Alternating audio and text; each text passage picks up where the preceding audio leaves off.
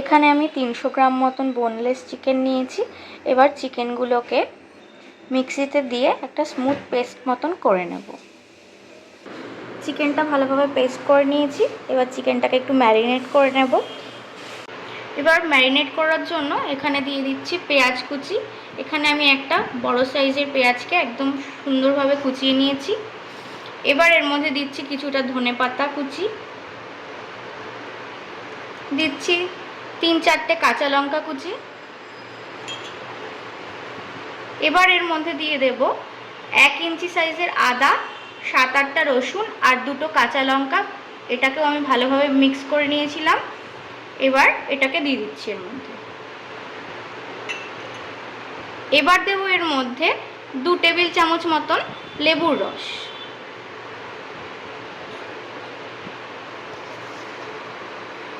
এবার এর মধ্যে দিয়ে দিচ্ছি স্বাদ মতন লবণ, দিচ্ছি সামান্য পরিমাণ হলুদ, এটা অপশনাল, আপনারা চাইলে নাও দিতে পারেন। দিচ্ছি সামান্য পরিমাণ গরম মশলা গুঁড়ো।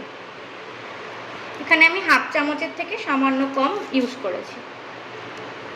দিয়ে দিচ্ছি 1/2 চামচ মতন ধনে গুঁড়ো, আপনারা চাইলে জিরে গুঁড়োটাও দিতে পারেন।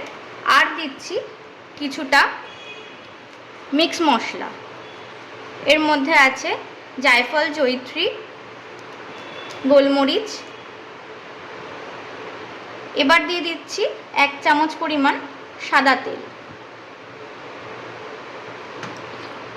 এবার সব কিছুকে ভালোভাবে মেখে নেব।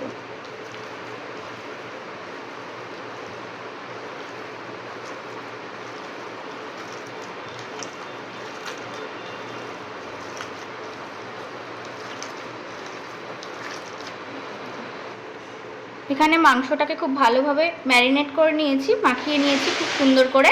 এইবার এভাবেই রেখে দেব আধ ঘন্টার জন্য। আধ ঘন্টা ম্যারিনেট করে রেখেছি। এবার কাবাবগুলো তৈরি করে নেব। কাবাবগুলো তৈরি করার জন্য হাতে একটু সামান্য তেল মাখিয়ে নিচ্ছি। এবার এর থেকে কিছুটা পরিমাণ নেব,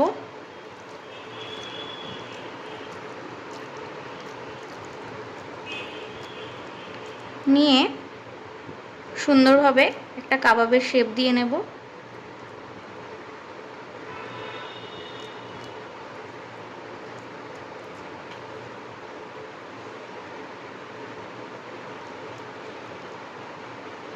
এইভাবে প্রত্যেকটা কাবাব তৈরি করে নেব।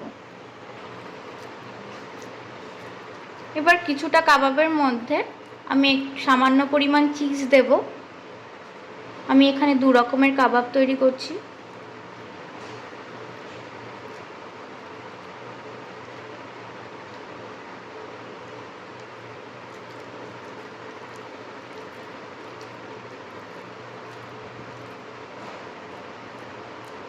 এবার হাত দিয়ে সুন্দরভাবে চ্যাপটা করে এভাবে একটু তৈরি করে নিলেই সবকটা কাবাব তৈরি হয়ে যাবে। এইভাবে প্রত্যেকটা কাবাবকে আমি তৈরি করে নেব।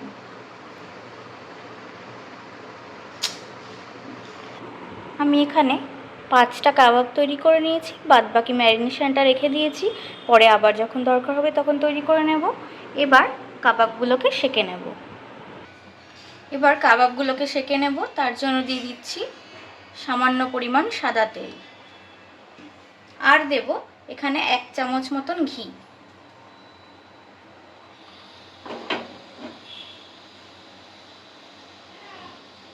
আপনারা চাইলে পুরো রান্নাটা ঘিতেও করতে পারেন বা সাদা তেলেও করতে পারেন।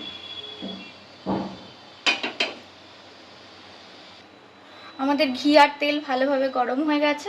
এবার এক এক করে কাবাবগুলো এর উপরে দিয়ে দেব।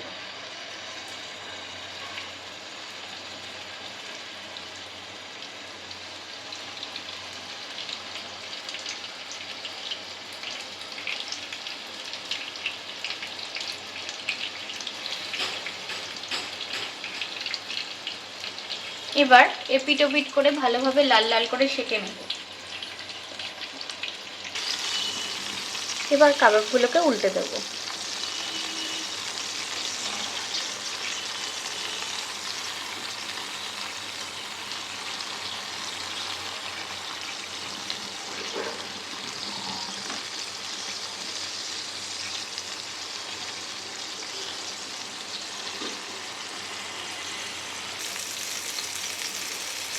সব কাবাবগুলোকে আমি ভালোভাবে উল্টে পাল্টে লাল লাল করে ভেজে নিয়েছি, সেঁকে নিয়েছি। এবার এগুলোকে তুলে নেব। তার আগে আমি উপর থেকে দিয়ে দিচ্ছি পাতলা পাতলা করে চিজ।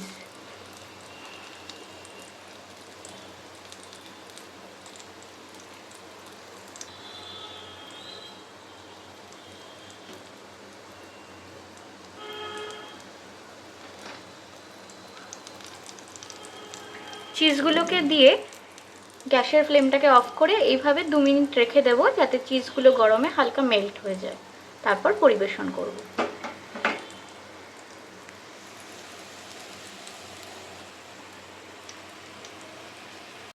আমাদের চিকেন কিমা কাবাব বা চিকেন চিজ কিমা কাবাব একদম তৈরি হয়ে গেছে।